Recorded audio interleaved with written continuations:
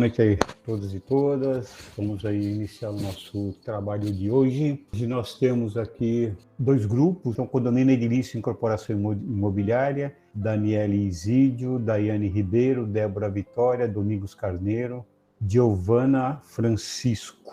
Depois, na sequência, Condomínio de Lotes e Condomínio Urbano Simples. Eduarda Machado, Eliseu Santos, Expedito Helder, Felipe Ferreira, Gustavo Henrique. O nosso grupo ficou com o Condomínio Edilício e Incorporação Imobiliária, é a Daniele Isídio, Daiane Ribeiro, Débora Toel, Domingos Amorim e Giovana. O resumo desse trabalho. Então, a gente vai abordar, né, sobre o que é o condomínio edilício, os requisitos para sua existência, sua estrutura, seu funcionamento, a administração, o que é a incorporação imobiliária, as legislações específicas e sua ligação com o condomínio edilício. A gente vai falar sobre a lei, né, que aborda a lei específica, que é a 4.591 de 64. Então, o que é condomínio edilício? Antes de eu abordar o que é condomínio, a gente tem que especificar que lá no artigo 1225 do Código Civil, no inciso 1º, vai falar sobre propriedade. Então, dentro dessa propriedade, a gente tem dois tipos de condomínio. A gente tem o condomínio geral e o condomínio edilício. O que é condomínio? Condomínio é o exercício de propriedade quando é mais de duas pessoas. Então, a gente chama isso de condomínio.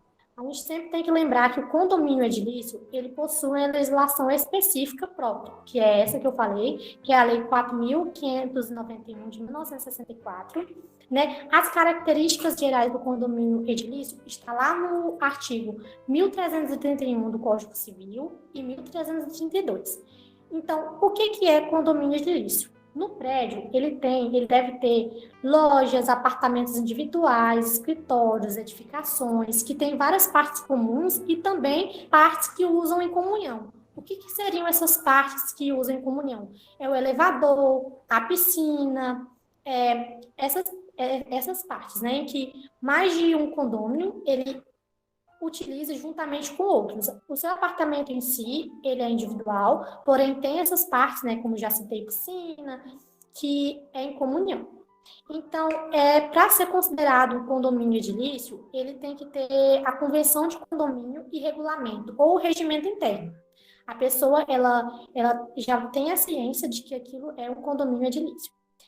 Então, portanto, o condomínio geral aplica-se a qualquer coisa, seja ela bem móvel ou imóvel, que possua mais de um dono, e já o condomínio edilício, por sua vez, são apenas os edifícios. O que são os edifícios? São os residenciais ou os comerciais, nos quais se identifica que as partes são propriedades exclusivas, né? Tem suas partes, e partes também que são em comum, como eu falei, citei piscina e tudo mais.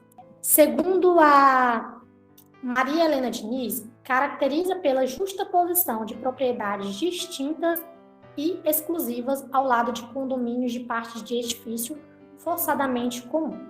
Né? Então, condomínio edilício, que é uma relação de direito real que se caracteriza na coexistência no mesmo prédio de partes que são propriedades exclusivas e partes que são propriedades comuns, só ressaltando. Olá, boa noite, me chamo Giovana.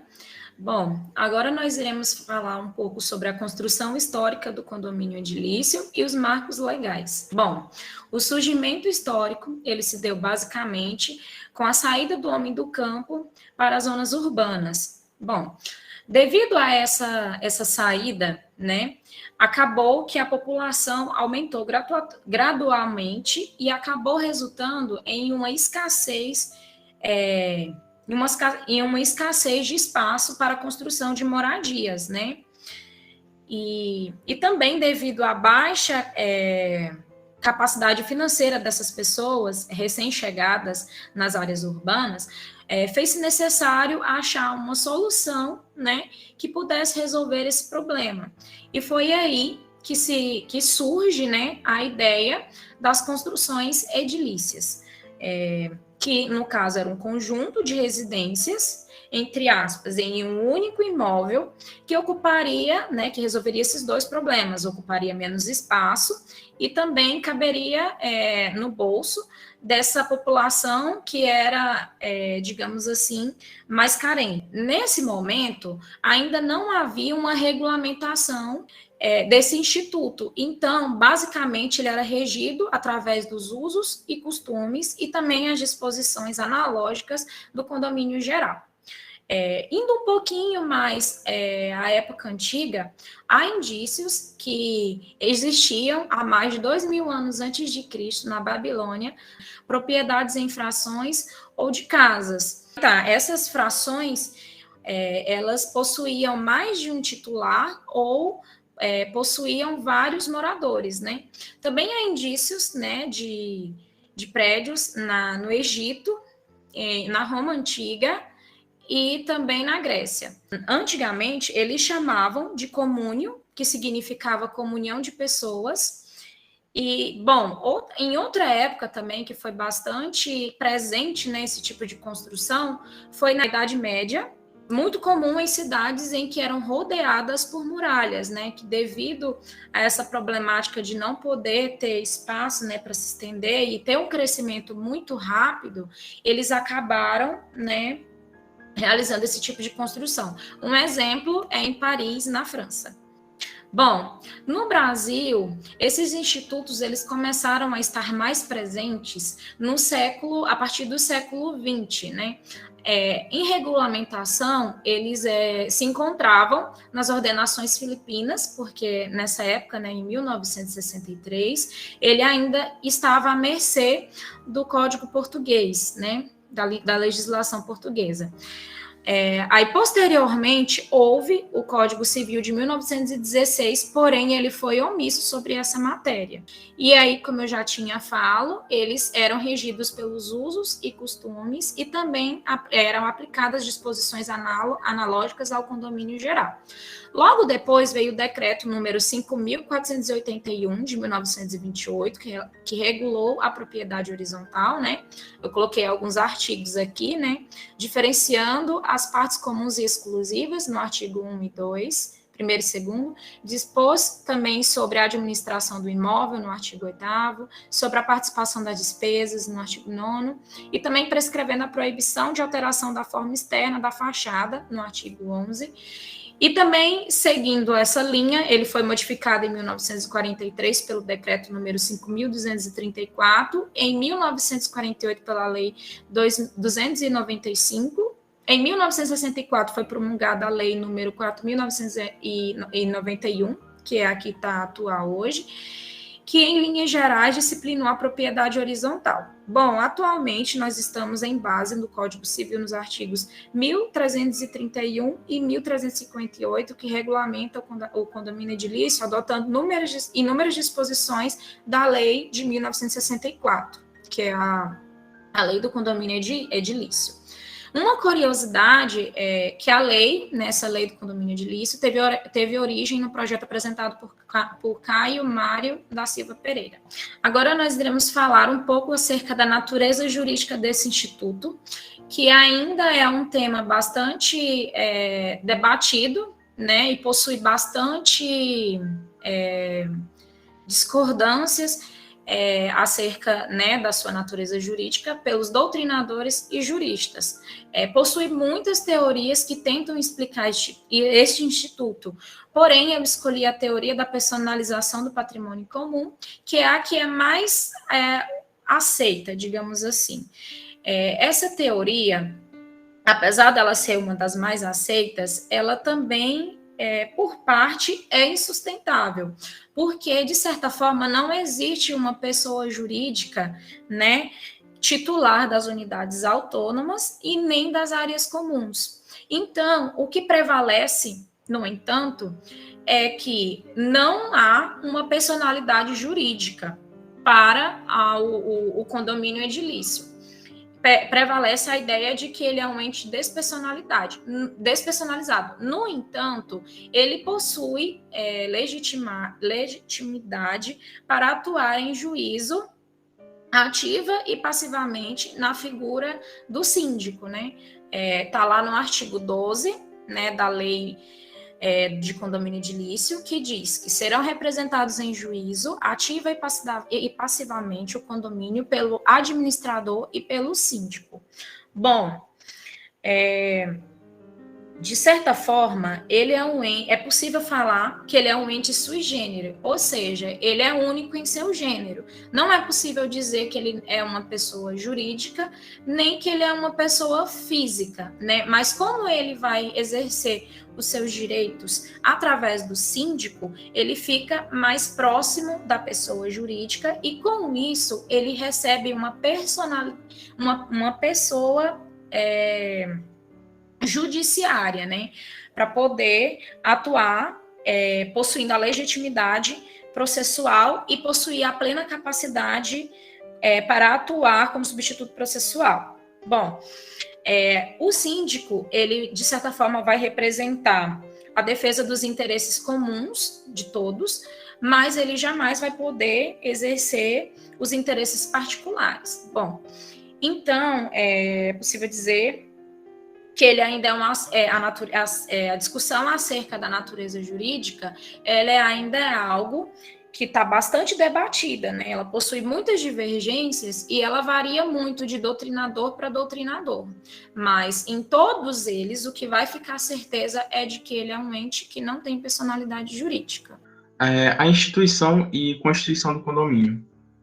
Para que um condomínio edilício ele se estabeleça, se torna necessária a constituição, ou melhor, realização de 2 atos, o ato de instituição e o ato de constituição. Observa-se que na codificação civil, ao se referir aos atos, ela os difere de maneira objetiva, estabelecendo-os, respectivamente, nos artigos 1332 e 1333. Tendo em vista o seu caráter obrigatório, a boa doutrina e a legislação estabelece que o ato de instituição é sempre um ato de vontade, sendo, assim, um ato entre vivos ou por testamento, sendo este devidamente inscrito no registro de imóveis. Neste, obrigatoriamente, deve conter a individualização de cada unidade, a determinação da fração ideal, o fim a que se destina. Como Orlando Gomes ele bem preceitua, recorrentemente esse pode estar constituído, na prática, nas seguintes hipóteses: por determinação do proprietário, em que o dono constrói um edifício, já o dividindo em apartamentos autônomos, ou o proprietário da edificação, já construída, adapta a mesma para este determinado fim. Usualmente, a venda aqui ela pode ocorrer no decorrer da construção do edifício ou no final. E a outra é a por incorporação imobiliária. Essa pode ser por lei. Essa, por lei, ela é considerada uma atividade imobiliária, mas, tecnicamente, ela é um negócio jurídico de constituição de propriedade horizontal. Nesta, a venda ela normalmente ocorre na planta, em que, na celebração do contrato, a incorporadora ela compromete-se a entregar a unidade autônoma em condições aptas para o seu determinado fim. A venda aqui ela ocorre de forma antecipada, em que a incorporadora ela visa subsidiar fundos para a construção do edifício. E a última é por testamento. Nesta constam-se diversas hipóteses, mas eu vou exemplificar uma para ficar mais fácil. Constando no acervo hereditário um edifício de unidades autônomas em que a propriedade seja exclusiva do descujus, do decujus, e a partilha entre os corredeiros for de outorga de apartamentos para cada um deles, se tem constituído um condomínio de edilício. O ato de constituição. Este é bem descrito na Codificação Civil como a Convenção de Condomínio, sendo um documento escrito no qual estipula os direitos e deveres de cada um dos condôminos, podendo ser realizado por escritura pública ou por instrumento particular. Atenta-se que devem ser subscrita pelos titulares de no mínimo 2/3 das frações ideais. Esta é perfeitamente oponível contra os subscritores, independente do registro. Pode passar. Uma das características essenciais dessa é que essa se difere dos contratos em geral, tendo em vista que sujeita todos os titulares de direitos sobre as unidades, ou seja, não só aqueles que a subscrevem, mas também os futuros condôminos. Tendo em vista essa característica, muitos doutrinadores conferem o caráter estatutário ou institucional, sendo assim uma autêntica lei interna que se situa hierarquicamente acima de toda e qualquer norma, em que os efeitos das demais apenas se dá como normas infraconstitucionais, tendo sua eficácia, assim, condicionada à Convenção. Atenta-se que, apesar desse alto grau hierárquico, a Convenção não se sobrepõe à lei, sendo nulas cláusulas que contrariem a lei condominial e a Constituição de 1988. Os efeitos da Convenção, eles ultrapassam aquelas pessoas que assinaram, atingindo qualquer indivíduo que penetra na esfera jurídica de irradiação de suas normas. Ótimo exemplo disso é o síndico que poderá propor ação direta contra o locatário e não propriamente contra o condômino/locador, para puni-lo caso ocorra qualquer violação das disposições da Convenção. Neste ato, deve obrigatoriamente constar, além do que se preceitua em lei especial, o que está disposto no artigo 1334 do Código Civil. Avançando, em regra geral, a gente pode definir que, para alterações posteriores à Convenção, deve-se ter um quórum de 2/3 das frações ideais. E, como exceção, exige-se a unanimidade de votos para algumas hipóteses, sendo uma delas a mudança na fachada do prédio. O regimento interno. Ele complementa o que está disposto na Convenção. Ele tem regras minuciosas sobre o uso das coisas, estando comumente disponível nas dependências do prédio. Sua finalidade é auxiliar a Convenção em assuntos que regem sobre o funcionamento do edifício. A legislação especial, ela exortava que ele poderia ser elaborado à parte. Outrora, revogando o que estava anteriormente exposto, a Codificação Civil, ela delimitou que este deve constar obrigatoriamente na Convenção. Olá, boa noite. Eu sou a Daniela e vou falar sobre a estrutura do condomínio. Bom, a estrutura interna do condomínio, ela é o que caracteriza o condomínio como condomínio edilício, existindo as unidades autônomas, que são partes separadas uma das outras, onde pode haver cada uma um proprietário, ou um proprietário pode ser dono de várias unidades autônomas. E também existem as áreas comuns. Essas áreas comuns, elas são de uso comum de qualquer um dos condôminos. Como, por exemplo, a gente não pode ter um elevador para cada apartamento ou uma escada de acesso para cada apartamento. Não pode haver uma piscina para cada unidade autônoma. E o uso dessas áreas comuns por todos os condôminos, ela é regida pela Constituição e pela Convenção do Condomínio. E os usos dessas áreas comuns devem ser delimitados e devem ser utilizadas dentro desses limites já pré-estabelecidos. Duas áreas que possuem algumas polêmicas, entre aspas, são as garagens e o terraço. O Código Civil ele preceitua que o terraço ele não possui proprietário. Algumas pessoas pensam que, por exemplo, o dono do apartamento que fica no último andar, ele possui o terraço. Não é bem assim. O terraço ele é considerado área comum. Então, qualquer condômino pode fazer uso dele.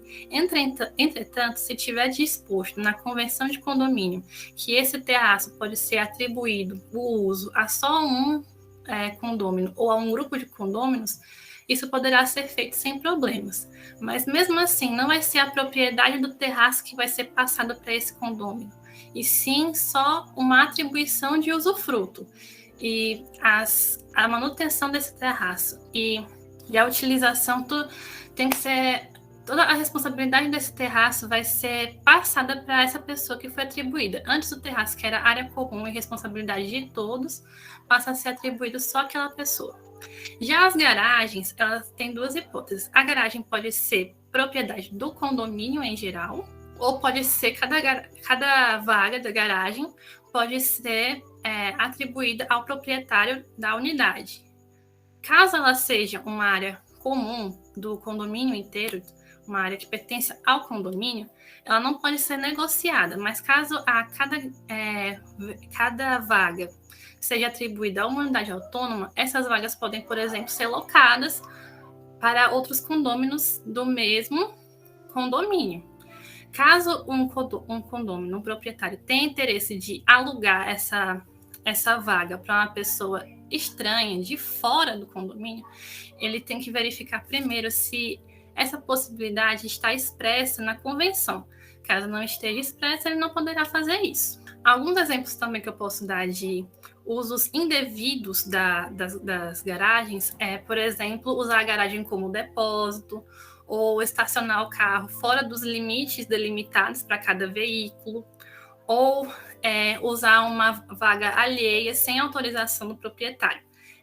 Esses usos indevidos, as sanções previstas para eles devem estar dispostas na convenção de condomínio. Bom, agora eu vou falar um pouco sobre os direitos e deveres dos condôminos, que estão dispostos nos artigos 1335 e 1336. Sobre os direitos e deveres, caso o condomínio queira atribuir mais direitos e mais deveres, ele poderá atribuir na convenção do condomínio. Isso já está expresso no Código Civil, que poderá ser possível a realização desta manobra, entre aspas. Bom, os deveres estão localizados no artigo 1336, sendo eles a contribuição para as despesas do condomínio, por meio da taxa condominial, sendo que essa taxa ela serve para que todas as despesas do condomínio sejam subsidiadas. Por exemplo, se um condomínio possui uma piscina, essa piscina ela tem que ter uma manutenção adequada para que ela esteja adequada para o uso. Um elevador deve ter a manutenção, um parquinho, por exemplo, a limpeza das áreas comuns do condomínio. Se o condomínio possui uma recepção, se o condomínio possui um porteiro, esse porteiro tem que ser pago. Então, essa taxa condominial, ela serve para que seja subsidiada todas as despesas provenientes do condomínio. A outra obrigação é não realizar obras que comprometam a estrutura do condomínio. Então, na minha parte autônoma, eu não posso realizar uma obra que vá comprometer a estrutura do condomínio, a estrutura do edifício inteira. Outra obrigação é não alterar a fachada. A alteração da fachada ela só pode acontecer por meio da convenção do condomínio, onde todos concordam que a fachada poderá ser alterada. E a outra obrigação é não destinar a sua parte autônoma a algo que vá atrapalhar o sossego, que seja prejudicial à segurança dos demais condôminos. Basicamente, respeitar o direito de vizinhança de cada um. Há algumas pessoas que pensam que este inciso ele é um inciso, como eu posso dizer, que não deveria estar ali, porque é uma coisa óbvia, mas quando há um condomínio onde várias pessoas estão concentradas em um pequeno espaço, há mais chance de que hajam situações onde vão ocorrer litígios, onde podem um incomodar o outro, dar início a um litígio com o outro. Por isso que esse artigo veio para deixar bem claro o que cada um pode ou não fazer.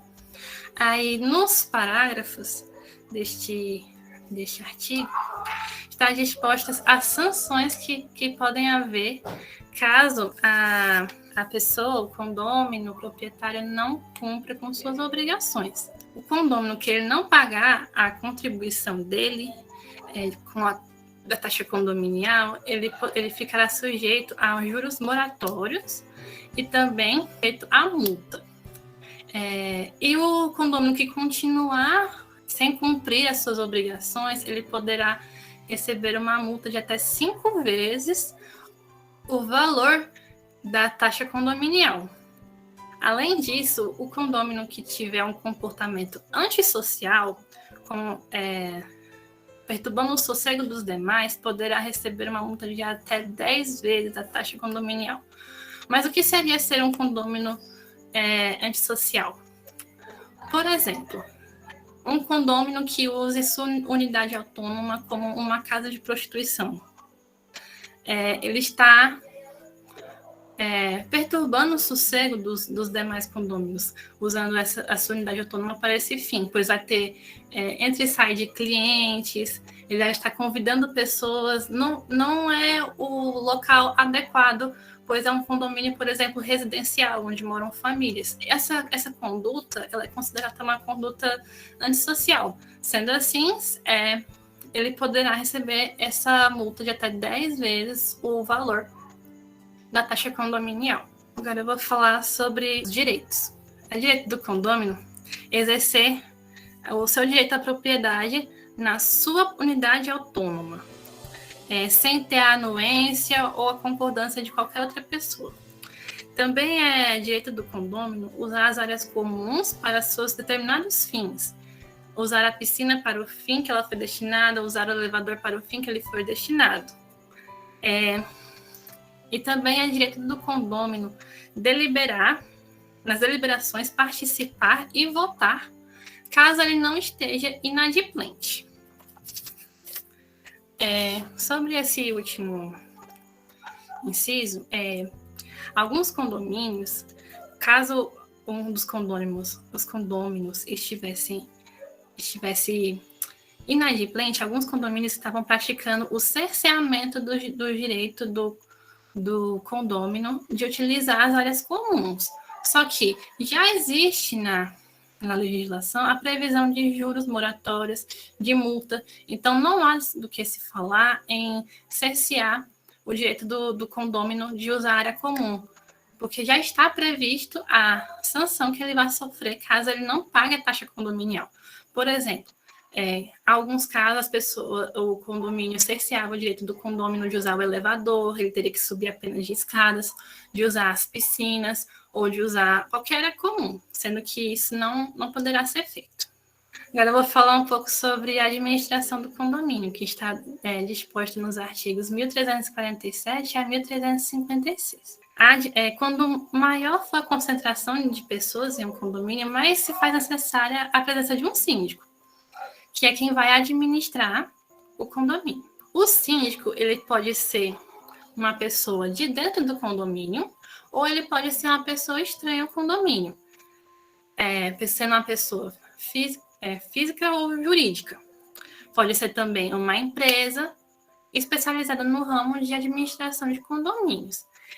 Caso o síndico seja de dentro do condomínio, ele será eleito para um mandato de 2 anos, sendo que pode haver a reeleição dele. O Código Civil ele diz que o síndico não faz jus remuneração, mas caso esteja expresso na convenção de condomínio, não há problema que ele seja remunerado.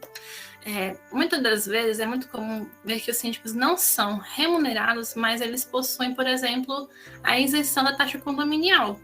Quando um condomínio é muito grande, que ele demanda mais do tempo do síndico, então, geralmente, nesses casos, o síndico ele é remunerado.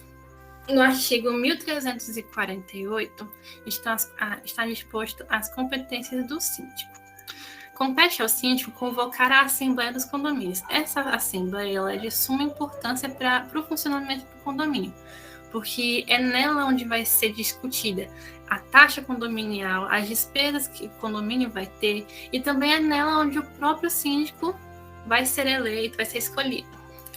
Também compete ao síndico representar ativamente e passivamente o condomínio em juízo ou fora dele, sempre defendendo os interesses do condomínio. Também compete ao síndico dar de imediato conhecimento aos demais, caso exista um procedimento judicial ou administrativo de interesse do condomínio. Por exemplo, caso a prefeitura entre com uma ação contra um condomínio por causa da instalação das lixeiras desse condomínio, por exemplo. Quem vai representar o condomínio? Quem tem que fazer, dar conhecimento às outras pessoas, aos outros condôminos, que existe esse litígio, é o síndico, a figura do síndico. Também compete ao síndico fazer cumprir a convenção, o regimento interno e as determinações que sejam votadas e deliberadas na Assembleia. Também compete ao síndico diligenciar a conservação das áreas comuns e as prestações de serviços necessárias do condomínio. Então, se o condomínio precisar de um porteiro, quem deverá ir atrás desse porteiro, da contratação desse porteiro, é o síndico. Se há necessidade de um conserto de alguma área comum, da manutenção de alguma área comum, quem tem que cuidar disso tudo é o síndico. Também compete ao síndico elaborar a receita das despesas de cada ano, de cobrar os condôminos que estejam inadimplentes. Também é dever do síndico prestar contas na Assembleia e realizar o seguro da edificação. Então é isso, obrigada. A extinção do condomínio edilício. Diferente do condomínio tradicional, que pode ser extinto a todo tempo pela divisão ou pela venda da coisa comum, o condomínio edilício ele detém de particularidades que lhe conferem essencialmente a característica da indivisibilidade, sendo assim constituído para perpetuar-se no tempo. Desse modo, não pode ser extinto pelos condôminos por convenção ou por via judicial, pois, como eu já disse, a indivisibilidade é a própria essência do instituto. Todavia, como boa matéria de direito, ele pode extinguir-se por vários motivos, casuais ou jurídicos, ou seja, pela destruição do imóvel, por qualquer motivo, como bem está preceituado no artigo 1357 do Código Civil, pela demolição voluntária do prédio por razões urbanísticas ou arquitetônicas, por condenação do edifício pela autoridade pública, seja por motivo de insegurança ou insalubridade, pela desapropriação do edifício, em que, neste caso, a indenização ela será repartida tendo em vista a proporcionalidade do valor das unidades, e que está preceituado no artigo 1358 do Código Civil, e pela confusão, em que uma única pessoa ela adquire todas as outras unidades autônomas. Então, agora a gente vai conceituar o que seria a incorporação imobiliária. Então, incorporação imobiliária é o nome do processo, né, por qual o prédio ele vai ser construído incorporado ao terreno. Esse terreno geralmente pertence a um terceiro, que é pago para isso. Quais são as características da incorporação imobiliária, né? A principal característica é a venda, né? De acordo com a lei de alienação, e a unidade autônoma. Antes da duração da obra. Nesse modelo de construção por incorporação, na maioria das casas estão envolvidos o proprietário do terreno, então a gente tem que lembrar que são três, né? São o proprietário do terreno, o incorporador e o construtor, sendo que qualquer uma das partes pode ser mais de uma função, tá? Outros agentes que podem estar envolvidos com a incorporação imobiliária são os financiadores, os compradores, os corretores de imóveis. Agora vamos falar sobre a incorporadora, né? Bom, a incorporadora imobiliária nada mais é do que a responsável, né, pela construção e a entrega de um empreendimento.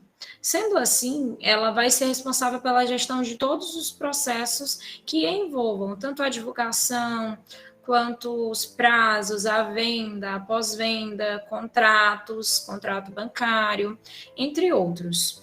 Ela fica regulamentada pelas leis número 4.591, de 1964, né? E a lei número 10.406, de 2002, que é o nosso Código Civil brasileiro. Bom, agora, vamos falar sobre o incorporador, né? O incorporador tem essa diferençazinha, ele é aquele que, por meio de registro, assume o compromisso de efetivar as vendas, né, dessas edificações que serão construídas, tornando elas em unidades autônomas de responsabilidade dos futuros futuros compradores, né? No artigo 29 da Lei do Condomínio Edilício, diz, né, que considera-se incorporador toda pessoa física ou jurídica, comerciante ou não, que, embora não efetuando a construção, compromisse ou efetive a venda de frações ideais de terreno, objetivando a vinculações de tais frações a unidades autônomas em edificações a serem construídas ou em construção sobre regime condominial, ou que meramente aceite propostas para efetivação de tais transações, coordenando e levando o termo à incorporação e responsabilizando-se, conforme o caso, pela entrega a certo prazo, preço e determinadas condições das obras concluídas. Existem 3 tipos, né, de incorporadores. Ele pode ser o proprietário do terreno, ele pode ser o cessionário do local ou o proeminente cessionário. Pode passar. Por gentileza, Débora. Então, muitas pessoas acabam, né, não diferenciando aí a diferença da incorporadora para a construtora. Mas, por exemplo, a construtora, ela é responsável apenas pela construção do empreendimento, ou seja, ela será contratada pela incorporadora e será responsável por executar as obras do projeto da incorporação, de acordo com as especificações técnicas e respeitando o prazo contratual, as normas vigentes, executando através da melhor técnica, solidez e qualidade. Ela também vai ser responsável pela contratação de profissionais, né, realização de compra de materiais e também aos equipamentos, ao maquinário. Boa noite, professor, boa noite, colegas. Eu vou falar como ocorre a incorporação, né? O processo de incorporação se inicia com a identificação por parte do incorporador de um terreno propício para a realização de uma incorporação, a partir do qual realiza um estudo preliminar para a análise da viabilidade econômica do empreendimento baseado em estudos arquitetônicos básicos, identificando a viabilidade, né, do empreendimento. O incorporador deve adquirir os direitos legais sobre o terreno para a realização da construção, podendo efetuar a compra do terreno ou alguma negociação diversa com o proprietário. Com isso, devem, então, ser elaborados os diversos projetos necessários à execução do empreendimento, assumindo o incorporador a responsabilidade de promover a sua aprovação perante os órgãos competentes. Após a aprovação, procede-se à elaboração do memorial de incorporação, que deve conter os documentos mínimos necessários para a completa caracterização da incorporação e comprovação de sua legalidade. Logo em seguida, efetua-se o seu registro em um registro de imóveis, para que o incorporador obtenha o direito de iniciar a comercialização das unidades. Após comercializadas unidades suficientes para arcar com os gastos da construção, o incorporador dá-se o início das obras, que podem ser executadas por ele ou por contratados, que são os construtores, né, terceirizados. Finalizada a construção, é obtido o habite das autoridades municipais e são realizadas as entregas das unidades aos adquirentes, que devem quitar o valor contratado com o incorporador para a obtenção definitiva do bem. E é de responsabilidade também do incorporador instituir a convenção do condomínio, disciplinados nos artigos já citados anteriormente pelos colegas, 1331 a 1358 do Código Civil, né? Nesse cenário, destaca-se o papel do incorporador como gerente de todo o processo de incorporação e conciliando os esforços de todos os interessados, dentre eles os próprios proprietários, os construtores, os adquirentes, que eles são incapazes de atingir o resultado final sozinhos. Fica ainda reforçada a ideia de incorporação como promoção do empreendimento, desde a sua concepção até a entrega final das unidades construídas aos respectivos adquirentes. Sobre a habilitação legal para exercer a atividade da incorporação, a Débora já falou sobre quem pode exercer essa habilitação legal, que dentre eles é o proprietário do terreno, o promitente comprador, o cessionário deste ou promitente cessionário, com um título que satisfaça os requisitos da linha A do artigo 32 da Lei 4.591. Também pode ser o consultor, corretor de imóveis ou entidade de federação emitido na posse em ação de desapropriação, consoante o que preconiza o artigo 31 em suas alíneas A, B e C, bem como no parágrafo 1º da lei mencionada, né, 4.591.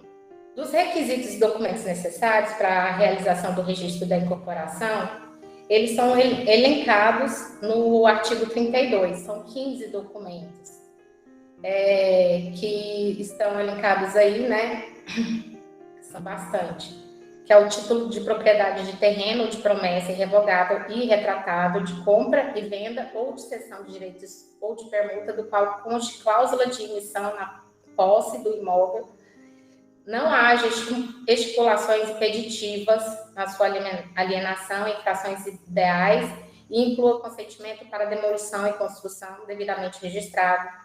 O segundo é certidões negativas de impostos federais, estaduais e municipais, de protestos de títulos de ações civis, criminais e de ônus reais relativa ao imóvel ou aos alienantes do terreno e ao incorporador.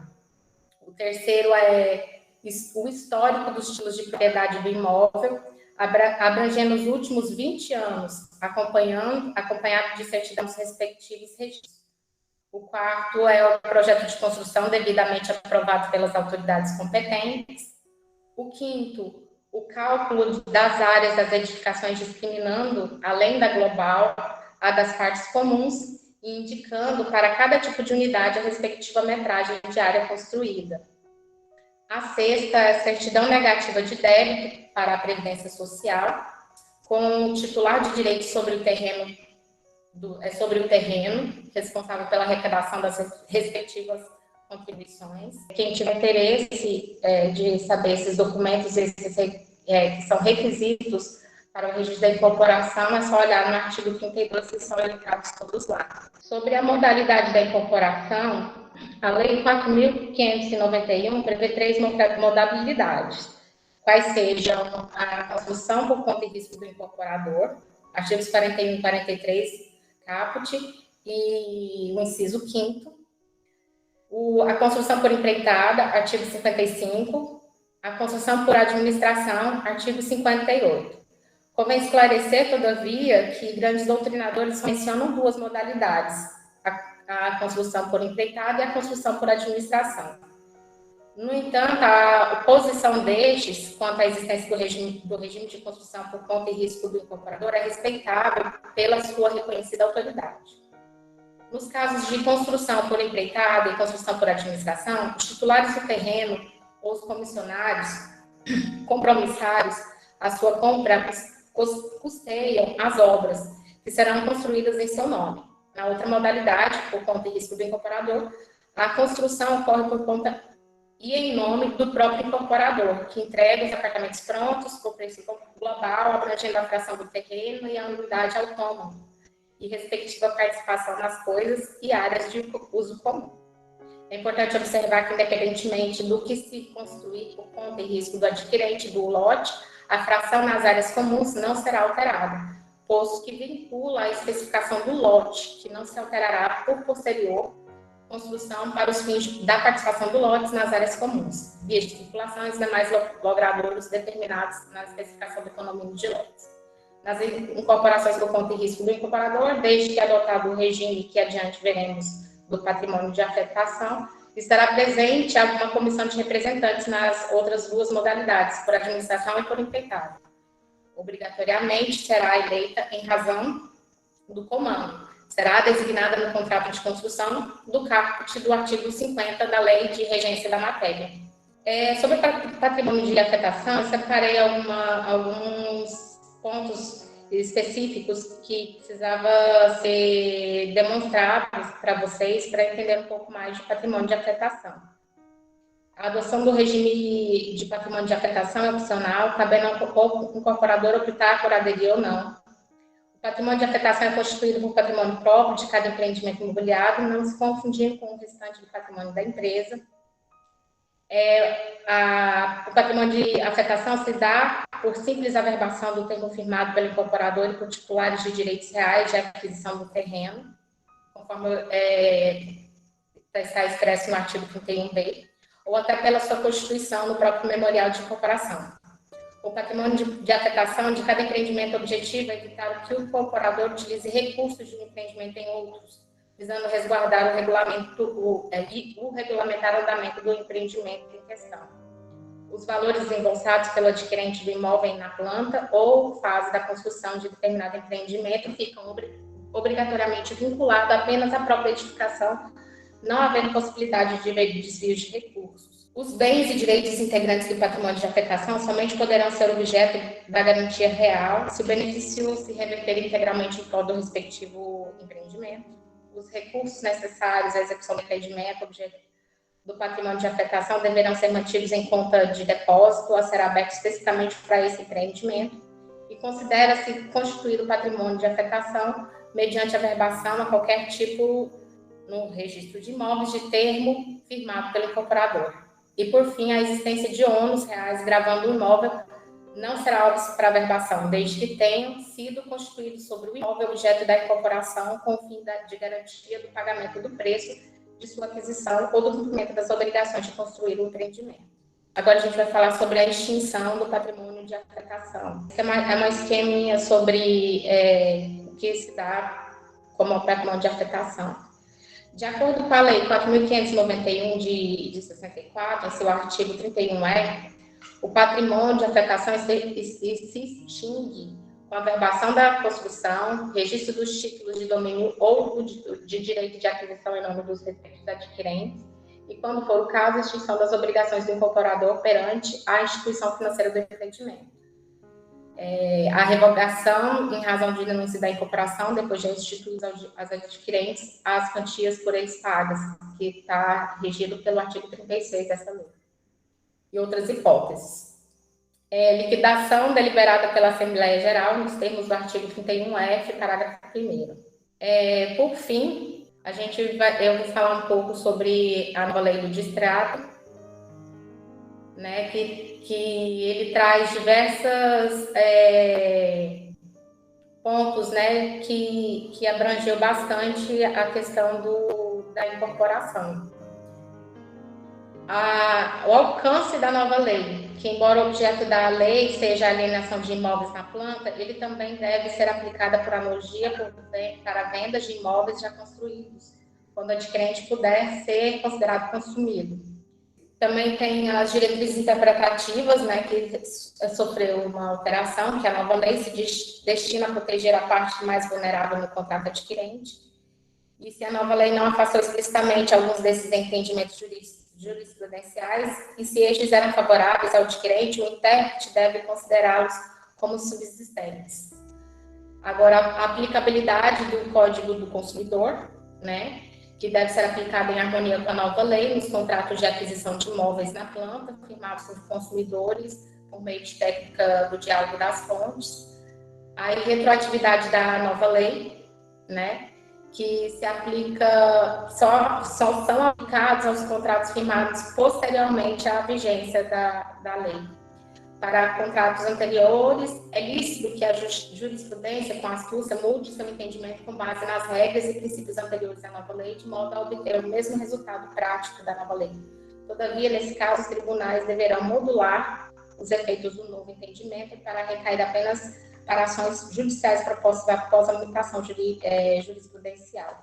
É um quadro resumo e análise específica, embora os efeitos jurídicos da falta da informação no quadro resumo que tratam do artigo 35A da Lei 4.091 e o artigo 26A da Lei 6.766/76, sejam cosméticos as ausências de anuência específica junto às causas relativas ao desfazimento contratual.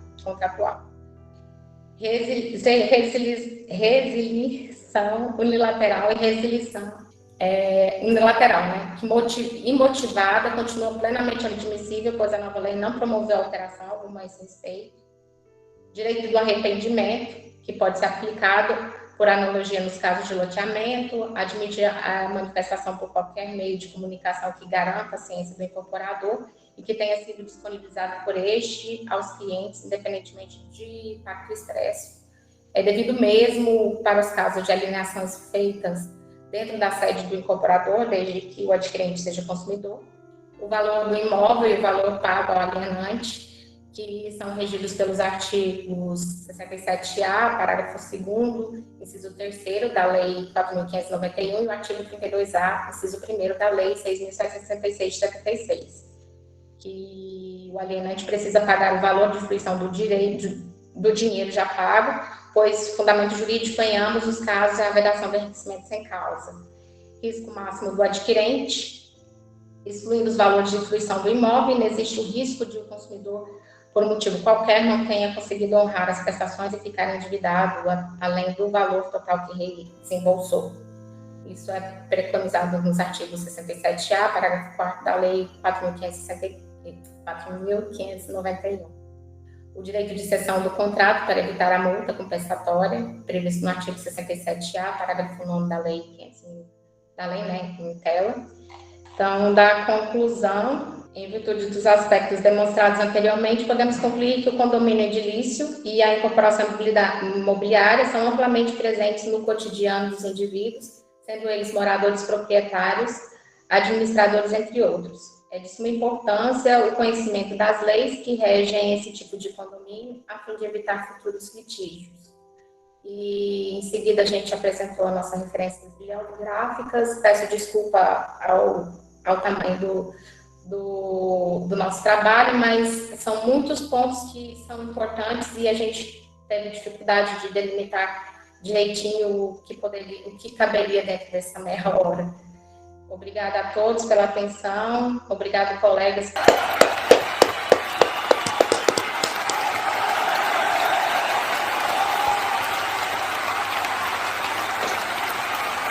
Nosso grupo é condomínio de lote, condomínio urbano simples. A apresentação vai começar com o Gustavo, depois o Eliseu, aí eu faço a minha parte e a Eduarda, a conclusão final. O Eliseu é com você agora. Eduardo, Gustavo. Boa noite, gente. Meu nome é Gustavo. A gente vai falar um pouco sobre condomínio de lotes e condomínio urbano simples.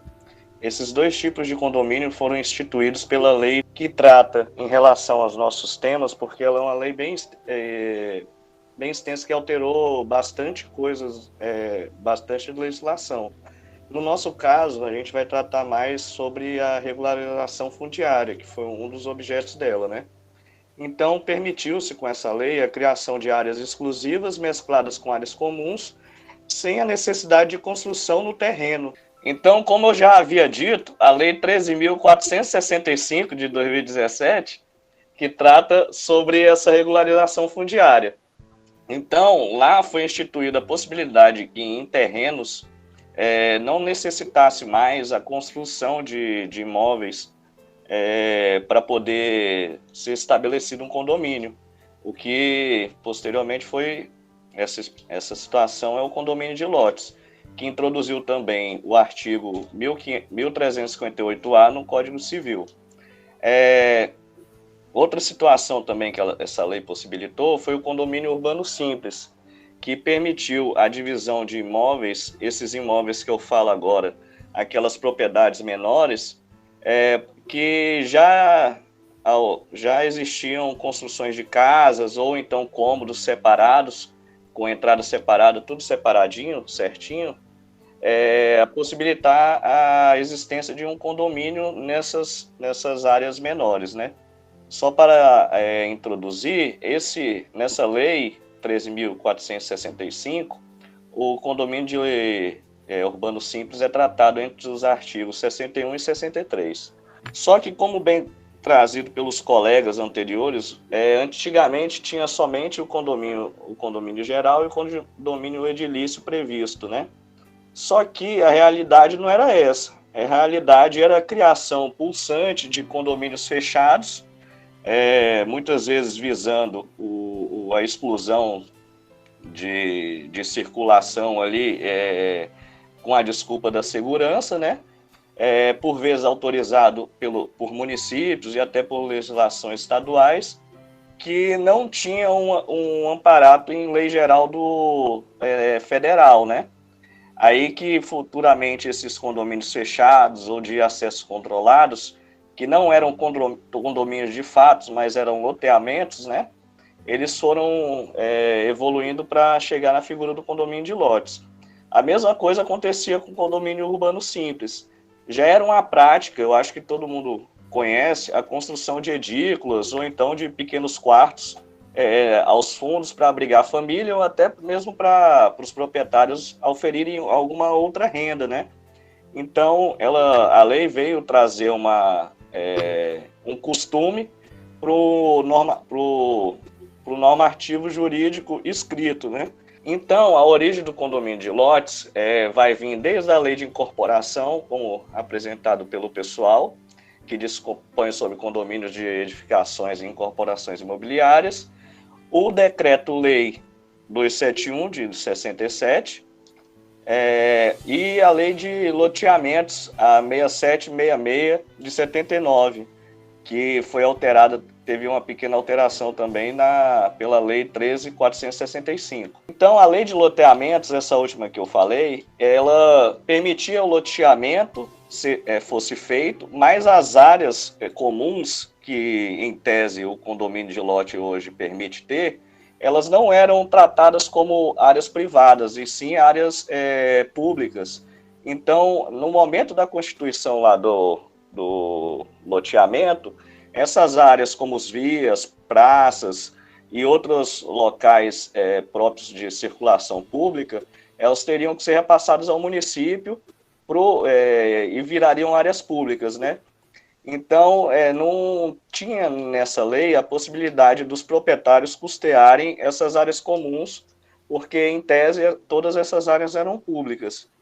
Só que, em contrapartida, para justificar a criação e aplicação dos loteamentos fechados, que já era uma realidade, os empreendedores e os proprietários se baseavam no artigo 3º do Decreto-Lei 267 e no artigo 8º da Lei de Incorporações, né? Aí, para permitir a criação desse loteamento fechado. Só que, como a gente vai ver mais para frente, essa situação era mais uma manobra jurídica para ser aplicada a uma situação que ainda não tinha previsão. Então, para mostrar onde eles se baseavam, tem os dois trechos das leis. Aí o artigo 3º aplica-se aos loteamentos, equiparando-se o loteador e incorporador, os compradores de lote aos condôminos e as obras de infraestrutura às construções da edificação. Então, a lei de loteamentos previa que deveria ter construções de edificações nos terrenos para poder ser possível a formação desses loteamentos. Só que, para justificar os loteamentos fechados e a venda de terrenos sem nenhuma construção, eles se baseavam principalmente nesse último trecho, falando de obras de infraestrutura à construção de edificações, essa comparação, dando a entender que bastava eles construírem no loteamento fechado uma obra de infraestrutura, pavimentação, acesso à água, esgoto, iluminação pública, que eles já teriam uma certa previsão legal para esse tipo de loteamento, né? Outra situação também que eles se baseavam é no artigo 8º da Lei de Incorporações, principalmente na sua linha A, que fala sobre os condomínios, sobre os terrenos que possuíam, que seriam possuídos por casas depois, ou então sobrados, né? Então, nessa lei, como vocês podem ver, deixa claro a divisão em áreas comuns e áreas exclusivas. Só que tem a previsão que deve ser feita a construção de casas térreas ou assobradadas, né? E para aplicar no loteamento fechado essa situação, eles juntavam esses dois dispositivos jurídicos para tentar justificar a implantação desse tipo de loteamento, né, e venda do loteamento. Só que isso gerava uma certa confusão na hora da administração desses condomínios, entre aspas, né? Porque não era um condomínio previsto em lei. Era, sim, uma situação diferente, onde tinha lá o controle, poderia ter o loteamento fechado, as pessoas construíam, e aí, por meio de associações, eles buscavam a manutenção e a preservação das áreas, né? Ou até nos acessos controlados, que também era uma outra situação que ocorria muito. Só que, posteriormente, tanto o STF como o STJ, através do RESP 1.439.163 e do recurso extraordinário 695.911, disseram que era impossível essa cobrança de taxas para manutenção e conservação de áreas públicas de não associados, porque essas associações buscavam, por vezes, para poder garantir a segurança e a tranquilidade desses condomínios de controle de entrada ou loteamentos fechados, essa cobrança por parte de todos, mesmo aqueles que não eram associados. A Lei 13.465 de 2017 implementou essa mudança no Código Civil para poder, no caso dos condomínios de lotes, ter essa previsão de, agora, legal e de uma lei geral federal, né? Da implantação de condomínios para que tenham áreas, propriedades exclusivas, né? Que seriam os lotes, sem nenhuma construção, sem necessidade de ter a construção, e e áreas comuns dos condôminos, como já bem explanado pelos colegas que já apresentaram. Então, foi incluído dentro do Código Civil o condomínio de lotes.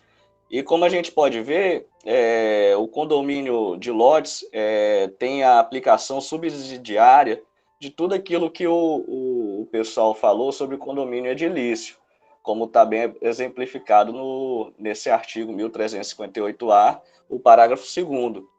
Outra coisa que acontece também, que foi um reforço que foi feito na lei, mas que já era uma situação que acontecia, né? Que para fins de incorporação, a implantação dessa infraestrutura ficará a cargo do empreendedor, porque não tinha condições de ser passado isso para quem está comprando os lotes, né? E nem para o poder público posteriormente. Boa noite a todos. Eu vou falar aqui sobre a propriedade e responsabilidade pelas áreas internas do empreendimento, no condomínio de lote e no loteamento. Basicamente, a diferença entre o condomínio de lote e loteamento, né? Então, vai ser mais ou menos um rol exemplificativo para ser bem objetivo e ficar de fácil compreensão. E como analogia, a título de comparação, eu vou utilizar a cidade de Palmas mesmo, assim, alguns casos conhecidos do grande público e outros nem tanto, né? Então, vamos falar aqui, eu começar aqui. No condomínio de lote, as áreas comuns são de propriedade privada, em condomínio, de todos os titulares de unidade autônoma. Cabe aos condôminos suportar as despesas e a manutenção e conservação de todas as áreas comuns.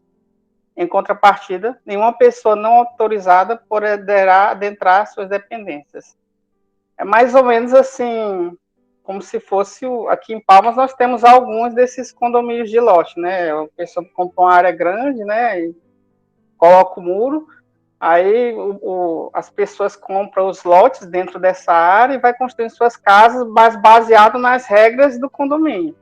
Aqui nós temos como exemplo o Mirante do Lago, né? Temos como exemplo também a aldeia do Sol, que fica em frente ao INSS, na quadra 203 Sul. Temos a Polinésia, tem vários outros exemplos, né? No condomínio de lote, as áreas comuns são de propriedade privada, ou seja, pertence a todos os condôminos. E nessas áreas, nesses condomínios, as praças, as quadras de esporte, área de festas, são de todos os condôminos. Ela não é aberta ao público, até porque para uma pessoa que não é morador daquele condomínio de lotes, ela só pode adentrar com autorização, né? A portaria, segurança, essas coisas. No entanto, cabe ao condomínio de proprietários, né, no caso é o síndico, né, representado na figura do síndico, suportar despesas de manutenção de todas as áreas comuns, inclusive as vias de circulação, né, que é suportar despesas de asfaltamento, esgoto, essas coisas assim, né. Segurança, colocar um guarda para ficar patrulhando toda a área. Mas, em contrapartida, nenhuma pessoa não autorizada poderá adentrar as dependências do empreendimento. Toda a área do empreendimento será tratada como se um prédio de apartamentos fosse, não só se admitindo o muramento total do perímetro e o controle de acesso, mas efetivamente o poder de impedir que terceiros não proprietários ingressem nas áreas internas. Aí eu tenho uns exemplos que eu já citei, né? Polinésia, Mirante do Lago. E esse em relação ao condomínio de lote, os exemplos que eu venho trazer, esses aí. Aí o loteamento. Loteamento eu vou utilizar como exemplo da própria cidade de Palmas, né? Um loteamento. O plano diretor em si é um loteamento em sentido amplo, né? Aí, no sentido mais estrito, tem as quadras, né? No loteamento, as áreas comuns são de propriedade pública, transferidas ao município no ato do registro do projeto, aprovado em cartório, integrando-se à cidade e podendo ser livremente utilizadas por pessoas sem nenhuma relação de propriedade com o empreendimento. No loteamento, podemos citar como exemplo, eu vou citar aqui o caso nosso da UFT, né? As áreas comuns do loteamento. Eu vou pegar um caso mais específico, a quadra 110 Norte. A quadra 110 Norte, lá tem uma quadra, tem uma praça, nessa praça tem uma quadra de esportes. Os alunos da UFT, os meninos da SBORN, eu participo dos grupos, quando eles querem utilizar, treinar, eles utilizam essa quadra, né? Então, assim, ou seja, assim, basicamente, acho que nenhum deles mora lá, mas todos podem ter acesso, todos podem utilizar aquele espaço. Agora eu vou falar aqui mais algumas outras características, né? O condomínio deverá contar necessariamente com o síndico e com os demais órgãos da administração. Síndico, tesoureiro, todos esses são eleitos em convenção, né, pelos próprios condôminos. Eleitos na Assembleia conhecida como instituição e normalmente realizada em data próxima ou posterior à conclusão das obras do empreendimento. No loteamento, poderá ter uma constituição de uma associação de proprietários. Eu coloquei aqui entre parênteses, que é mais conhecida como associação de moradores, né, que pode cumprir assim o mesmo papel ao qual o síndico cumpre no condomínio de lote. Só que no caso no loteamento, essa não é obrigada a pessoa a participar, né, dessa associação de moradores. Ela até atendendo aquele princípio constitucional, né, que a pessoa dá livre associação, né? Então, já não é, assim, algo obrigatório, algo compulsório. Mas, assim, muitas das vezes, esses presidentes de associações, ele cumpre papéis parecidos, às vezes até iguais ao dos síndicos do condomínio de lote. Como exemplo, eu vou pegar o exemplo da quadra 506 Norte, morei na quadra vizinha lá, na 508 Norte, e a quadra lá, ela foi asfaltada pelos próprios moradores. Os moradores, por meio da associação de moradores, eles arrecadaram fundos, dinheiro com as próprias pessoas que moram na quadra e custearam a questão do asfalto, lógico, né, que a prefeitura entrou com a parte também. mas ele custearam com asfalto e com a revitalização da praça, né? Só que na época, nem todas as pessoas contribuíram para que fosse efetivada essa obra na quadra, né? Nem todas as pessoas, alegando que não era obrigação delas, era obrigação do poder público, né?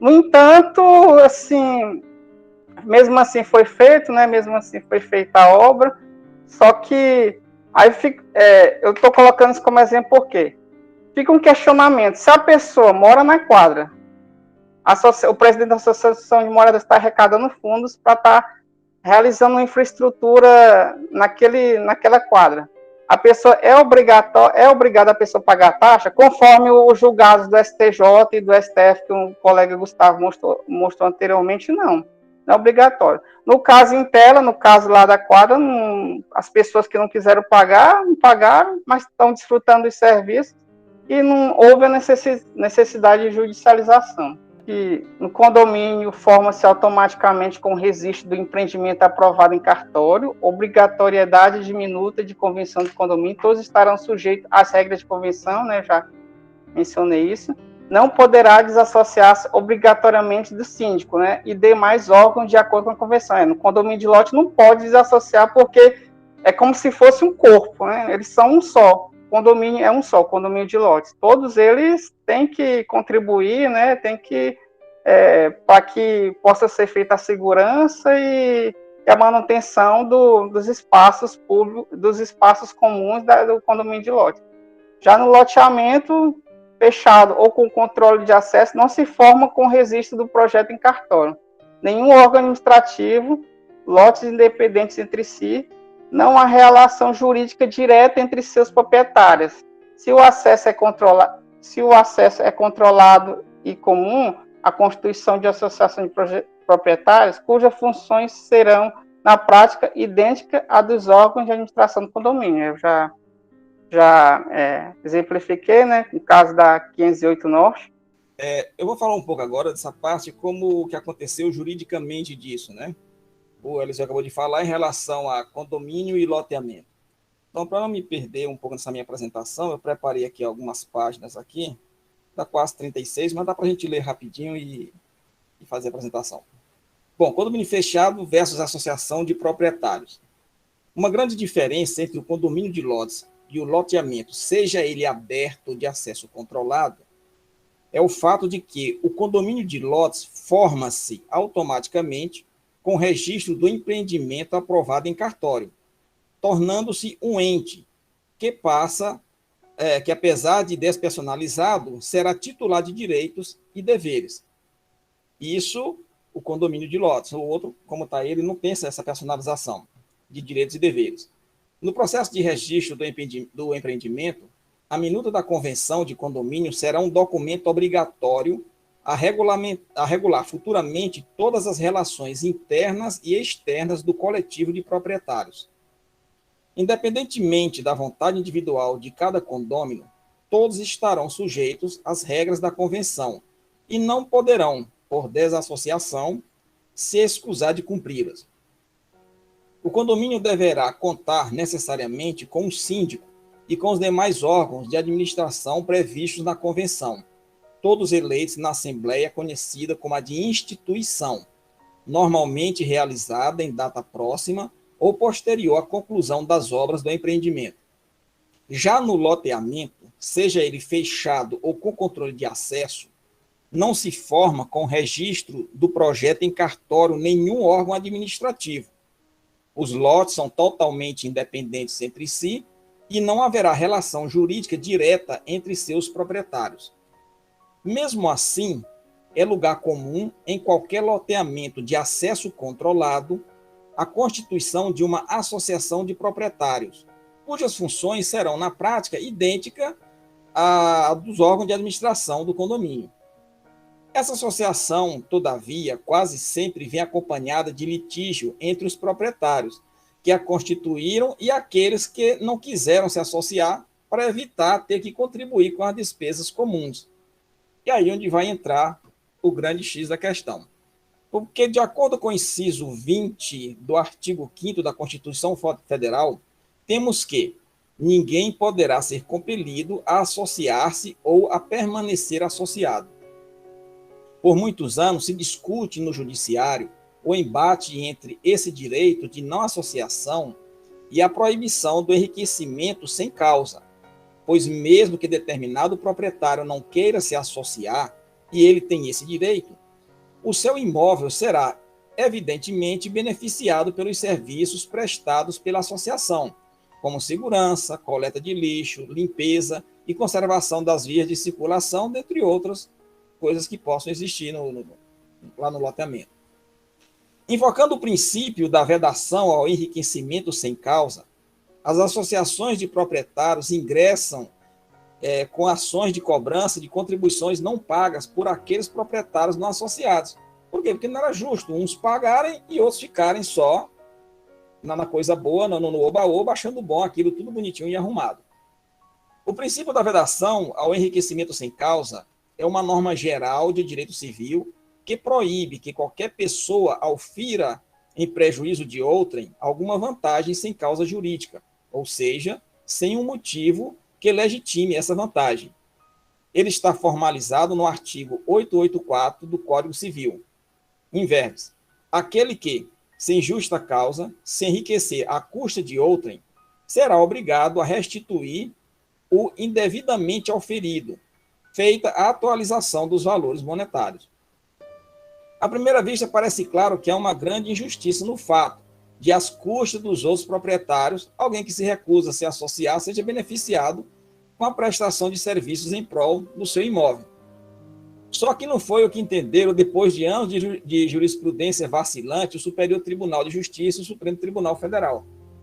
Até a edição da Lei 13.465 de 2017, o entendimento que predominou no judiciário foi a de que a liberdade de associação deveria prevalecer sobre o princípio da vedação ao enriquecimento sem causa, de forma a ser inviável a cobrança por associações de proprietários de taxas de rateio de despesas comuns em face daqueles não associados.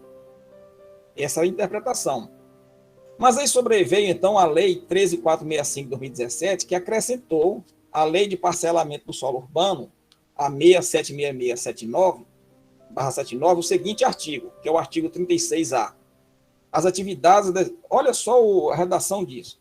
As atividades desenvolvidas pelas associações de proprietários de imóveis, titulares de direitos ou moradores em loteamentos ou empreendimentos assemelhados, desde que não tenham fins lucrativos, bem como pelas entidades civis organizadas em função da solidariedade de interesses coletivos desse público, com o objetivo de administração, conservação, manutenção, disciplina de utilização e convivência, visando a valorização dos imóveis que compõem o empreendimento, tendo em vista a sua natureza jurídica, vinculam-se por critérios de afinidade, similitude e conexão à atividade de administração de imóveis. Parágrafo único.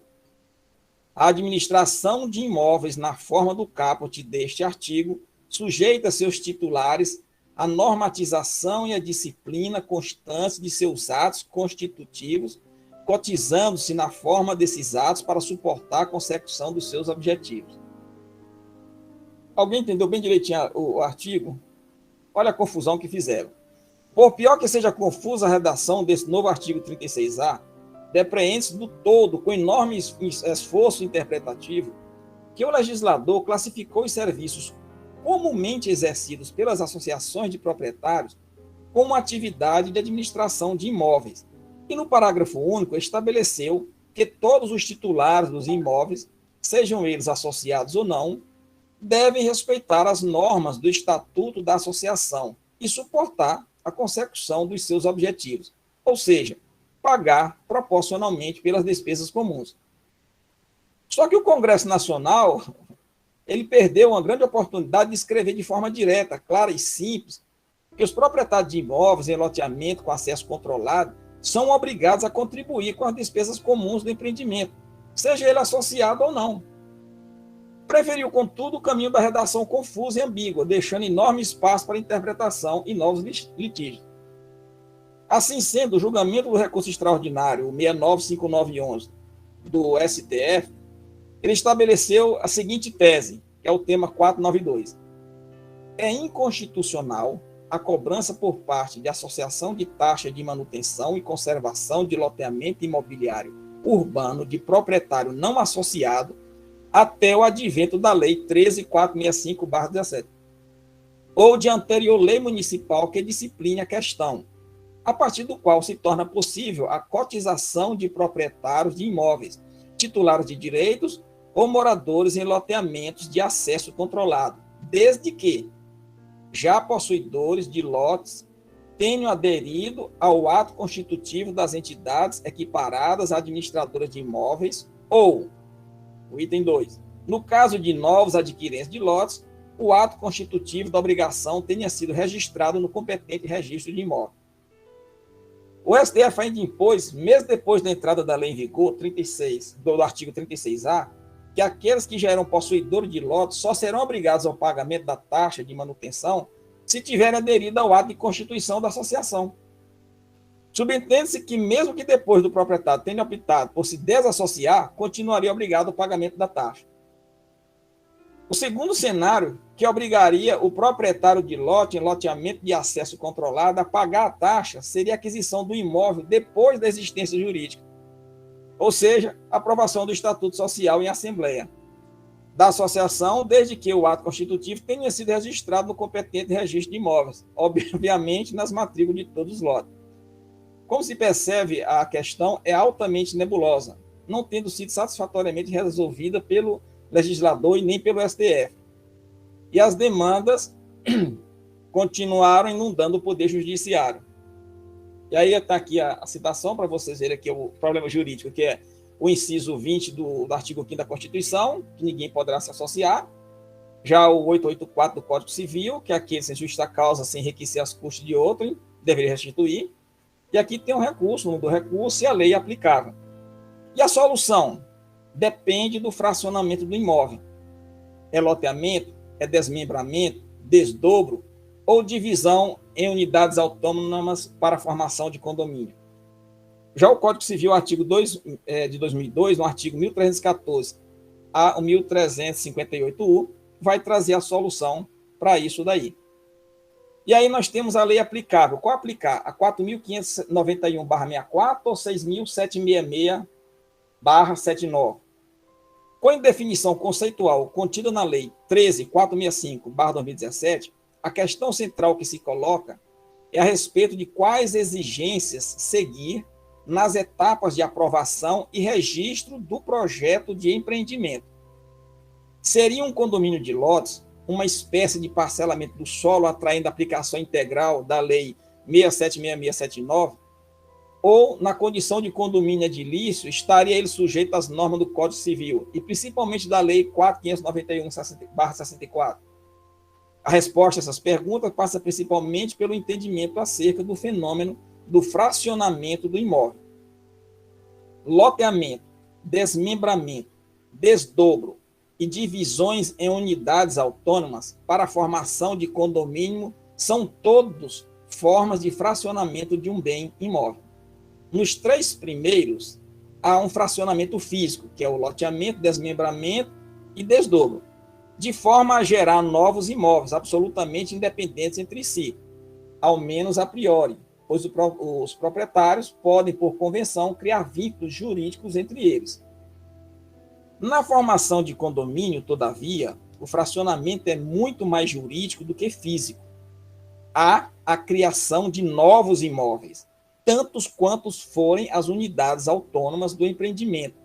Mas esses novos bens já nascem com um vínculo direto e quase indissociável entre si. Como disse o colega na apresentação anterior, disse quase porque existe a possibilidade de extinção do condomínio edilício, mas essa hipótese é tão rara, dependendo quase sempre da aquisição de todas as unidades autônomas por uma única pessoa, que não justifica uma maior atenção, no caso, pelo menos nesse nosso artigo que nós estamos conversando. Ou aquela possibilidade, como ele falou, a demolição, tudo mais, você acaba esse vínculo todo. O vínculo existente entre as unidades autônomas é necessário não só porque todas elas são, inevitavelmente, partes de um todo, detendo uma fração ideal tanto do terreno quanto das áreas comuns, mas especialmente porque as relações jurídicas entre os proprietários e entre eles como um ente coletivo e terceiros precisam ser claramente reguladas. O condomínio, de fato, se relaciona em bloco, como um único sujeito com terceiros. É administrado por um síndico e, quando previsto em convenção, por um conselho administrativo e ou fiscal, sendo certo que os condôminos possuem, em relação a todos os demais, direitos e deveres, que tanto já se bateu nessa apresentação do dia de hoje. Não é uma decisão voluntária do condômino aderir às regras da convenção de condomínio. Não é igualmente uma faculdade cumpri-las ou não. A aquisição de uma unidade autônoma em condomínio edilício, seja qual for o seu formato, tradicional horizontal, de lotes, pressupõe a concordância do adquirente com as normas da convenção, que lhe poderão ser impostas a qualquer tempo. E é exatamente essa característica una do condomínio, a sua indivisibilidade e o perene vínculo das unidades autônomas e de seus proprietários, obviamente, com o todo comum que justifica a caracterização do condomínio de lotes como uma espécie de condomínio edilício, sujeito primordialmente às normas do Código Civil, que trata exaustivamente do condomínio e seus vários tipos de artigos, do 1314 ao 1358-U, e da Lei 4.591/64, que dispõe sobre o condomínio em edificações e as incorporações imobiliárias.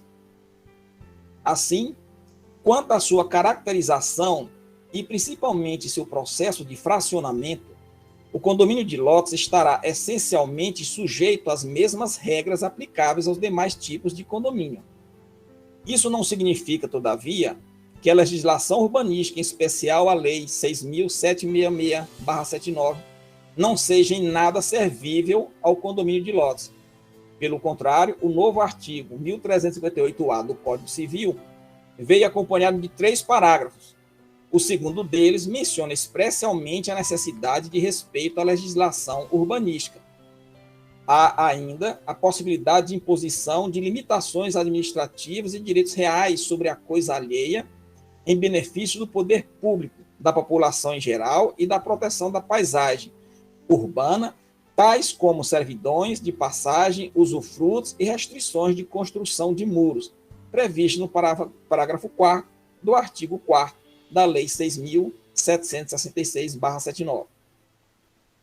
Mas em que grau a legislação urbanística se aplica ao condomínio de lotes? Em tudo aquilo que disser respeito ao desenvolvimento urbano, integração com o entorno e garantia do bem-estar, tanto a população que usufruirá do empreendimento, quanto daquela que de alguma forma se relacionará com ele. Grosso modo, a legislação urbanística é voltada para o cumprimento da função social da cidade, e nesse contexto, mesmo que o condomínio de lotes seja um empreendimento 100% privado, não se pode admitir a formação de ilhas, microcidades dentro da cidade, porque isso prejudica, evidentemente, o ordenado e equilibrado desenvolvimento urbano. Ainda que as áreas internas do empreendimento sejam de uso exclusivo de seus condôminos, não se pode esquecer que todos eles precisarão utilizar as vias públicas para chegar e sair de casas. Seus filhos provavelmente estudarão em escolas próximas, as compras serão feitas em supermercados da região e etc. Essa inevitável pressão gerada pelo empreendimento diretamente na região de sua implantação e indiretamente no restante da cidade, precisa ser equacionada por meio de regras contidas nas leis municipais que poderão dispor sobre transferência obrigatória de áreas ao município, externa, no caso externa aos limites do empreendimento, mas dentro do poligonal da gleba originária, exigência no processo de aprovação do projeto de infraestrutura mínima nas áreas comuns internas do próprio empreendimento e, obviamente, servindo às unidades autônomas, que afinal são destinadas à futura edificação, limitação de área total do empreendimento e ou de número de unidades autônomas, cobrança e fiscalização de respeito aos parâmetros urbanísticos, no caso, coeficiente básico, máximo, altimetria, afastamento máximo e mínimo, entre outros, e imposição de limitações urbanísticas com proibição de cercamento por muros, limitação de altura dos muros, permeabilidade visual, direito de passagem e circulação, dentre outros. A maior parte dessas exigências de cunho urbanístico residirá na etapa de aprovação do projeto de empreendimento, fazendo com que ele acabe se assemelhando bastante a um projeto de loteamento ou desmembramento. E aqui, para fechar minha apresentação, tem um quadro comparativo, onde, diante de tudo que eu falei, é fácil a gente visualizar um resumo disso tudo. No loteamento fechado, qual a legislação? É a Lei 67679. O condomínio fechado é a Lei 4.591/64. Quanto às vias de circulação, no loteamento fechado, elas são públicas, há um contrato administrativo de concessão do município para a associação de moradores relativo às vias de acesso e circulação. Já no condomínio fechado, elas são privadas. Os moradores são os proprietários dos lotes das vias de acesso e circulação. Isso tudo é manutenção deles, eles quem fazem. Frações ideais sobre áreas comuns. Não há. No caso do condomínio fechado, cada proprietário é dono de uma fração ideal de todo o empreendimento, incluindo as áreas comuns, inclusive a malha viária interna. Rateio de custos comuns. No loteamento fechado, é preciso haver um regulamento registrado na matrícula, nas escrituras de compra e venda. Assim, o adquirente estará obrigado a contribuir com as despesas de manutenção do espaço comum. No caso, das despesas são o próprio terreno. O condomínio fechado, a conservação das áreas comuns é de responsabilidade do condomínio, que promove um rateio das despesas entre os condôminos através de assembleias gerais, aprovando um plano orçamentário para definir uma taxa condominial mensal. Restrição de entrada. No loteamento fechado, a portaria não pode impedir a entrada de terceiros, mesmo que haja concessão de direito real de uso, pois as áreas internas elas são públicas. Já no condomínio fechado, a portaria pode impedir a entrada de terceiros, pois suas áreas internas são privativas e de responsabilidade direta de seus condôminos. Agora eu passo a palavra para a Eduarda, que vai fazer a sua apresentação e as considerações finais e falar sobre urbanização simples. A minha apresentação vai ser mais breve, para finalizar. Eu fiquei com a parte sobre qual a possibilidade de implantação de um condomínio de lotes em zona rural e se há previsão legal disso. A resposta para essa pergunta, a gente vai iniciar pelo dispositivo do artigo 68 e 32 da Lei 4.591 de 64. O artigo 68, ele diz: os proprietários ou titulares de direito aquisitivo sobre as terras rurais ou os terrenos onde pretendam constituir ou mandar construir habitações isoladas para aliená-las antes de concluídas, mediante pagamento do preço a prazo, deverão previamente satisfazer as exigências constantes no artigo 32, ficando sujeitos ao regime instituído nesta lei para os incorporadores no que lhes for aplicável. O artigo 32, ele vai ter uma lista de requisitos e documentos que eu não vou listar, né? Porque senão são muitos documentos e é bastante comprido, mas fica a informação, a título de conhecimento para quem quiser. E inaugurando a minha apresentação com esse artigo, a resposta à pergunta de se ou não possível implantar um condomínio de lotes em zona rural depende, primeiro, do que vier a prever a legislação municipal e, segundo, da classificação do condomínio de lotes como uma espécie de parcelamento do solo, sujeito, portanto, às regras da Lei 6.766 de 79, ou como tipo de condomínio edilício sujeito ao processo de incorporação imobiliária. Como pontuado pelos meus colegas e também pelo grupo passado, as diferenças do loteamento urbano e do condomínio edilícios, elas são bem acentuadas, mas quanto à implantação na área rural, eu vou delinear a diferença quanto à disposição da legislação municipal para tal, porque o condomínio edilício está discriminado no artigo 1358-A do Código Civil. E o condomínio rural é uma modalidade do condomínio edilício em que a unidade autônoma corresponde a um lote. A diferença entre o condomínio edilício, ou rural, no caso, e o loteamento urbano, para o assunto que eu estou tratando agora, está na atribuição da fração ideal sobre o terreno e partes comuns.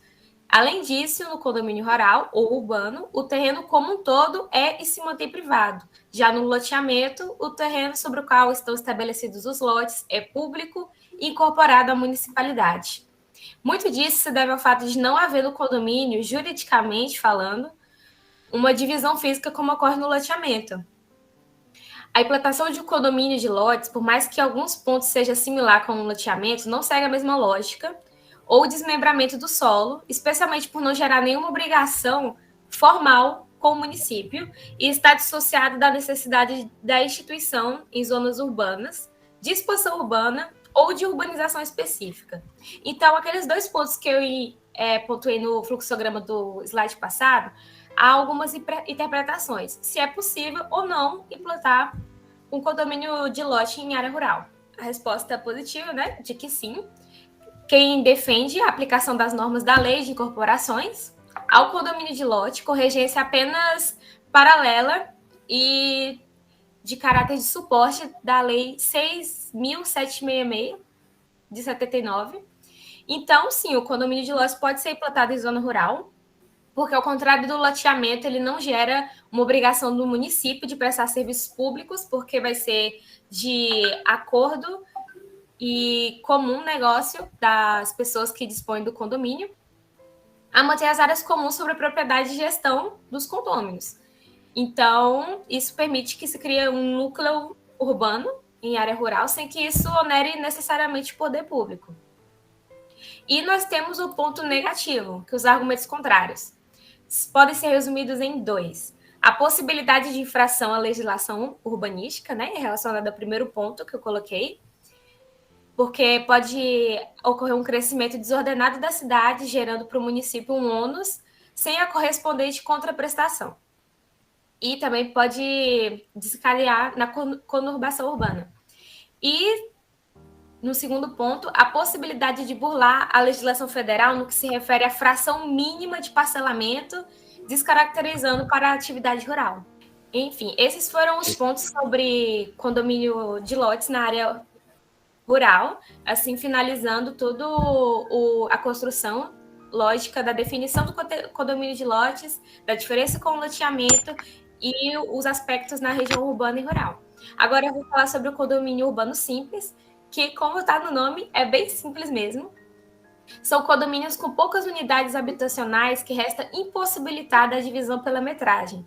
Então, pode ocorrer no caso de 2 unidades habitacionais terem coisas, partes ou áreas em comum e surgir a necessidade de uma regulação jurídica para isso. A gente vai ter na Lei 13.465 de 2017, no artigo 61, que é quando o mesmo imóvel contiver construções de casas ou cômodos, poderá ser instituído para fins de REURB ou condomínio urbano simples, respeitados os parâmetros urbanísticos locais e serão discriminadas na matrícula a parte do terreno ocupado pelas edificações, as partes de utilização exclusiva e as áreas que constituem passagem para as vias públicas ou para as unidades entre si. O condomínio urbano simples não basta ter coisas em comum. Tem que haver a divisão e o uso de áreas em comum. Então, além de dividir eventualmente um muro interno, uma parede externa, caixa d'água, teto, encanamento, parte elétrica, também tem que ter o uso de área comum. Quintal, jardim, vaga de garagem, escada de acesso. Esses são os exemplos, mas obrigatoriamente tem que ter a divisão de área comum. É um condomínio que dispensa a conversão e, consequentemente, por carona, o regimento interno.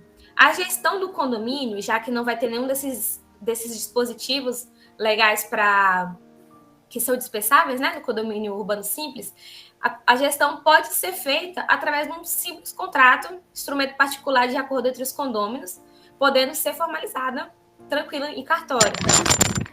Notando que é importante a diferença entre na divisão de partes em comum e áreas em comum, porque, por exemplo, se não houvesse a obrigatoriedade da divisão e do uso em comum de áreas, somente a divisão, então seria meramente uma casa geminada, por exemplo. E é isso.